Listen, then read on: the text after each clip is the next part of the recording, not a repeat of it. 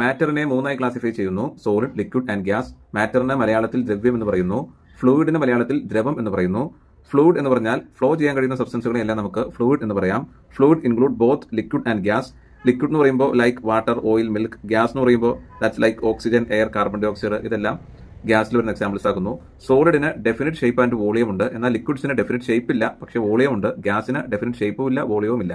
സോളിഡ്സിൽ atoms ഉണ്ടാകാം, അല്ലെങ്കിൽ molecules, ions ഇവയൊക്കെ ഉണ്ടാകാറുണ്ട്. സോളിഡ്സ് ഇൻകംപ്രസിബിൾ ആകുന്നു. ഓക്കെ, ഇനി ഒരു മാറ്റർ ഏത് സ്റ്റേറ്റിലാണ് ഇരിക്കേണ്ടതെന്ന് തീരുമാനിക്കുന്നത് ആ മാറ്ററിലേക്ക് ആക്ട് ചെയ്യുന്ന രണ്ട് ഫോഴ്സസിന്റെ ബേസിലാകുന്നു. ഓക്കെ, ഒരു പർട്ടിക്കുലർ ടെമ്പറേച്ചറിലും അതുപോലെ പ്രഷറിലും ഒരു മാറ്റർ കൂടുതൽ സ്റ്റേബിൾ ആകുന്നത് ഏത് സ്റ്റേറ്റിൽ ഇരിക്കുമ്പോഴാണ് എന്ന് തീരുമാനിക്കുന്നത് ആ മാറ്ററിലേക്ക് ആക്ട് ചെയ്യപ്പെടുന്ന രണ്ട് ഫോഴ്സിന്റെ അടിസ്ഥാനത്തിലാകുന്നു. ആ ഫോഴ്സസ് ആകുന്നു: first one, intermolecular force of attraction between the മോളിക്യൂൾസും. Second is heat energy of the മോളിക്യൂൾസും ആകുന്നു.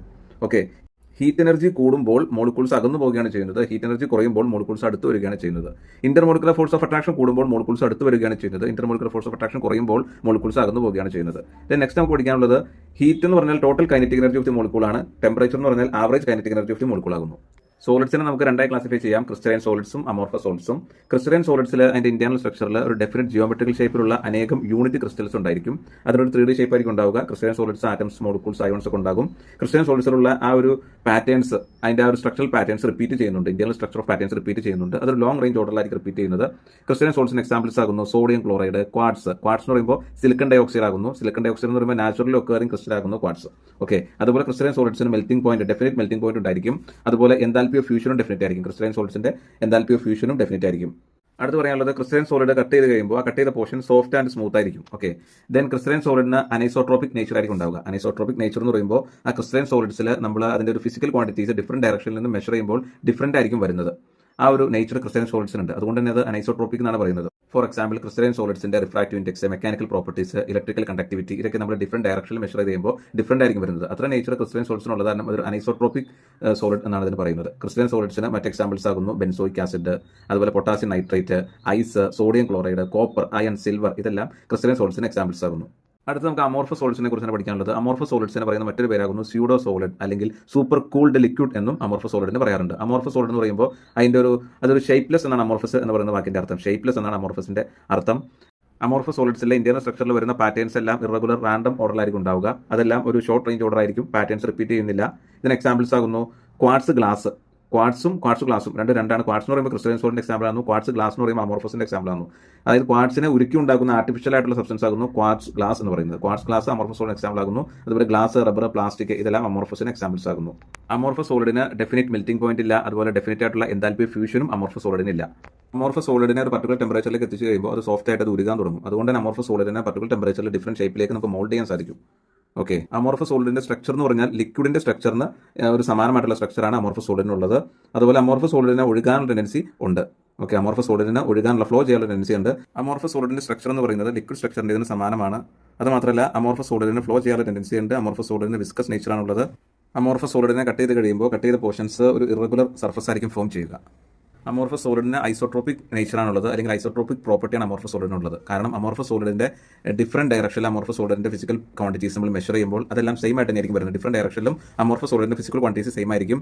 അമോർഫസ് സോളിഡിന്റെ refractive index, mechanical properties, electrical conductivity ഇതെല്ലാം തന്നെ ഡിഫറെന്റ് ഡയറക്ഷനിൽ സെയിം ആയിരിക്കും. അതുകൊണ്ട് തന്നെ അമോർഫസ് സോളിഡിന് ഐസോട്രോപിക് നേച്ചർ ആയിരിക്കും ഉണ്ടാവുക. പോളിമേഴ്സ് എല്ലാം തന്നെ അമോർഫസ് സോളിഡിന് എക്സാമ്പിൾസ് ആകുന്നു. പോളിക്രിസ്റ്റലൈൻ സോളിഡ്സിലേക്ക് വരുമ്പോൾ പോളിക്രിസ്റ്റലൈൻ സോളിഡ്സിന് ടോട്ടലി അമോർഫസ് നേച്ചറാണുള്ളത്. അതുകൊണ്ട് തന്നെ പോളിക്രിസ്റ്റലൈൻ സോളിഡ് എന്ന് പറഞ്ഞാൽ ഐസോട്രോപിക് പ്രോപ്പർട്ടിയാണ് ഷോ ചെയ്യുന്നത്. പോളിക്രിസ്റ്റലൈൻ സോളിഡ്സിന്റെ ഇന്റേണൽ സ്ട്രക്ചറിലേക്ക് വരുമ്പോൾ അതിന്റെ ഓരോ യൂണിറ്റിലും ക്രിസ്റ്റലൈൻ നേച്ചറാണുള്ളത്. അപ്പോൾ ഓരോ യൂണിറ്റ്സും അനൈസോട്രോപിക് പ്രോപ്പർട്ടി ഷോ ചെയ്യും. പക്ഷേ ടോട്ടലി അത് അമോർഫസ് നേച്ചറിലേക്കാണ് വരുന്നത്. കാരണം ഓരോ യൂണിറ്റിലും ഡിഫറെന്റ് ക്രിസ്റ്റലൈൻ അറേഞ്ച്മെന്റ് ആണുള്ളത്. അപ്പോൾ ഓരോ യൂണിറ്റും അനൈസോട്രോപിക് പ്രോപ്പർട്ടിയാണുള്ളത്. പക്ഷേ ടോട്ടലി വരുമ്പോൾ അത് അമോർഫസ് സോളിഡാണ് പോളിക്രിസ്റ്റലൈൻ സോളിഡ് എന്ന് പറയുന്നത്. അപ്പോൾ ഐസോട്രോപിക് പ്രോപ്പർട്ടിയാണ് പോളിക്രിസ്റ്റലൈൻ സോളിഡ് ടോട്ടലി ആയിട്ട് വരുന്നത്. ഓക്കെ, അപ്പോൾ ഇൻഡിവിജ്വൽ യൂണിറ്റ് അനൈസോട്രോപിക് ആണ് കാണിക്കുന്നത്. ദെൻ നമുക്ക് അടുത്ത് പഠിക്കാനുള്ളത് സോളാർ സെല്ല് അല്ലെങ്കിൽ ഫോട്ടോ വോൾട്ടായിക് സെല്ല് നിർമ്മിക്കാൻ വേണ്ടി നമ്മൾ യൂസ് ചെയ്യുന്ന സബ്സ്റ്റൻസ് ഏതാണെന്ന് വെച്ചാൽ അമോർഫസ് സിലിക്കൺ ആകുന്നു. നെക്സ്റ്റ് നമ്മൾ ഡിസ്കസ് ചെയ്യാൻ പോകുന്നത് ക്ലാസിഫിക്കേഷൻസ് ഓഫ് ക്രിസ്റ്റലൈൻ സോളിഡ്സിനെ കുറിച്ചാണ്. ദാറ്റ് ഈസ് ക്രിസ്റ്റലൈൻ സോളിഡ്സിൽ ആക്ട് ചെയ്യപ്പെടുന്ന ഇന്റർ മോളിക്കുലർ ഫോഴ്സിന്റെ ബേസിൽ ക്രിസ്റ്റലൈൻ സോളിഡ്സിനെ നമുക്ക് നാലായിട്ട് ക്ലാസിഫൈ ചെയ്യാം. First one molecular solid, second ionic solid, third covalent solid and fourth is metallic solid. ഇങ്ങനെ നാലായിട്ട് നമുക്ക് ക്രിസ്റ്റലൈൻ സോളിഡ്സിനെ ക്ലാസിഫൈ ചെയ്യാം. ഏതൊക്കെയാണ്? Molecular solid, ionic solid, covalent solid and metallic solid. Okay, ഇനി കോവാലന്റ് സോളിഡിലേക്ക് ആക്ട് ചെയ്യപ്പെടുന്ന ഇന്റർമോളിക്കുലർ ഫോഴ്സ് ആകുന്നു van der Waal force. Ionic സോളിലേക്ക് ആക്ട് ചെയ്യപ്പെടുന്ന ഇന്റർമോളിക്കുലർ ഫോഴ്സ് ആകുന്നു അയോണിക് ബോണ്ട്. കോവാലന്റ് സോളിഡിൽ covalent bond, metallic solid metallic bond. അപ്പോൾ ഈ 4 ടൈപ്പ് ഫോഴ്സ് കാരണമായിട്ടാണ് 4 ടൈപ്പ് ക്രിസ്റ്റലൈൻ സോളിഡ്സ് ഉള്ളത്. ഓക്കെ, അപ്പോൾ മോളിക്കുലാർ സോളിഡിലേക്ക് ആക്ട് ചെയ്യപ്പെടുന്നത് വാണ്ടർവാൾ ഫോഴ്സ് ആകുന്നു.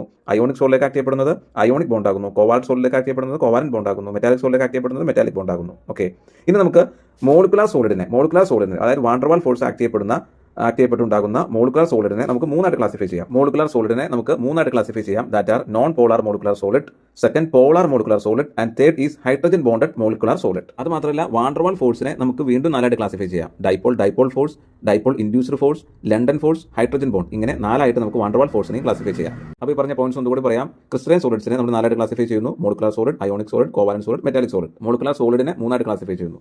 മോളിക്കുലാർ സോളിഡിന്റെ മൂന്ന് ക്ലാസിഫിക്കേഷൻസ് ഏതൊക്കെയാണ്? Non polar molecular solid, polar molecular solid, hydrogen bonded molecular solid. Van der Waal force നാല് ടൈപ്പ് ഉണ്ട്. ഏതൊക്കെയാണ്? ഡൈപോൾ ഫോഴ്സും, ഡൈപോൾ ഇൻഡ്യൂസ്ഡ് ഫോഴ്സും, ലണ്ടൻ ഫോഴ്സും, ഹൈഡ്രജൻ ബോണ്ടും. ഓക്കെ.